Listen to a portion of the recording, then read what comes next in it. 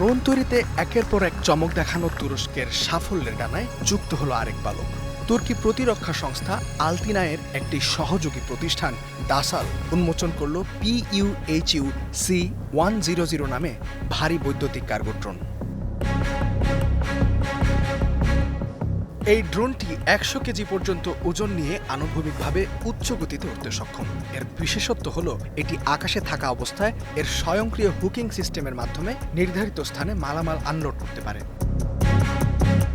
সারা জাগানো এই মানুষবিহীন cargo drone প্রদর্শিত হচ্ছে তুরস্কে অনুষ্ঠিত 17তম আন্তর্জাতিক প্রতিরক্ষা শিল্প মেলায়। তুরস্কের প্রথম এই মানুষবিহীন কার্গো ড্রোন ছাড়াও এখানে দেখা মিলবে আরও অনেক সামরিক প্রযুক্তির।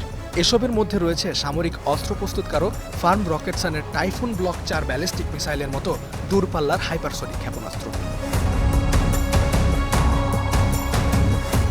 এসব সামরিক প্রযুক্তি প্রদর্শন করার মাধ্যমে তুরস্ক বিশ্বের সামনে তার সামরিক সক্ষমতা তুলে ধরছে। শুধু নিজের প্রযুক্তি নির্মাণ নয়, আধুনিকীকরণ নিশ্চিত করতে উন্নত বিদেশি প্রযুক্তিও ক্রয় করছে তুরস্ক। দেশটির প্রতিরক্ষা খাতে নতুন মাত্রা যোগ করেছে ইউরোফাইটার টাইফুন যুদ্ধবিমান। 40টি যুদ্ধবিমান কিনতে এর মধ্যে যুক্তরাজ্য ও জার্মানির সাথে একটি চুক্তিতে সম্মত হয়েছে দেশটি। এটি বিশ্বের সবচেয়ে উন্নত 4.5 প্রজন্মের বিমানগুলোর মধ্যে অন্যতম বলে বিবেচিত। তুরস্কের এই সামরিক উন্নয়ন ও আধুনিকায়ন ইসরায়েলের মতো দেশের জন্য মাথা ব্যথার কারণ হয়ে দাঁড়িয়েছে।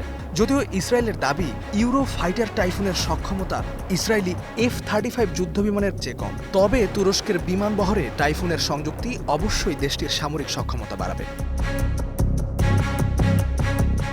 টাইফুনের পাশাপাশি তুরস্ক যুক্তরাষ্ট্রের তৈরি F-16 বিমানও ক্রয় করেছে। শুধু তাই নয়, রাশিয়া থেকে S-400 যুদ্ধবিমান ক্রয় করার পর যে F-35 যুদ্ধবিমানের প্রোগ্রাম থেকে দেশটিকে বাদ দেওয়া হয় সেটিও আনার চেষ্টা করছে দেশটি। আকাশে সক্ষমতা বাড়ানোর পাশাপাশি দেশটি তার নৌ সক্ষমতাও বাড়াচ্ছে।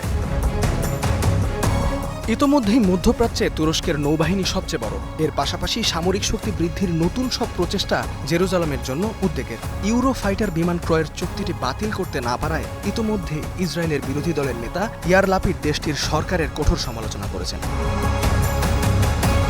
প্রতিরক্ষা খাতে তুরস্কের এই শক্তি বৃদ্ধির প্রচেষ্টা আন্তর্জাতিক রাজনীতির নতুন গতিপথ কিনা তা সময়ই বলবে। তবে ইসরায়েল ও তার সহযোগীদের মাথা ব্যথা বাড়বে সন্দেহ নেই।